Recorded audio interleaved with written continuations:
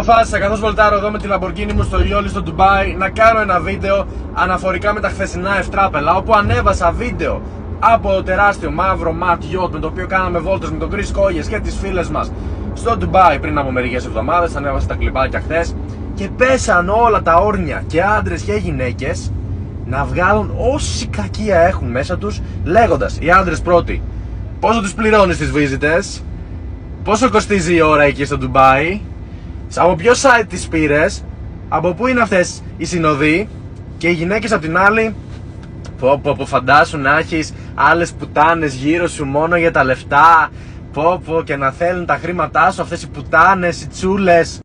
Καταρχάς, όσον αφορά τα αθλητικά που το λένε αυτό, είστε οι πρώτες που θα τρέχατε να πάτε πάνω σε αυτό το yacht αν είχατε την ευκαιρία. Απλά δεν την έχετε και είσαστε μέσα στην ξυνήλα, πιο ξινές και τα λεμόνια. Γι' αυτό και δεν σας θέλει κανείς πάνω στο yacht του.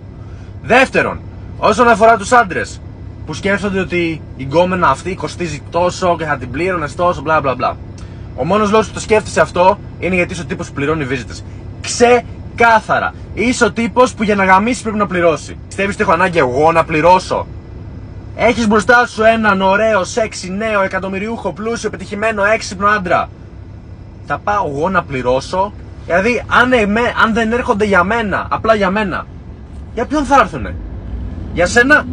Εσύ προφανώς τις πληρώνεις, δες πως είσαι.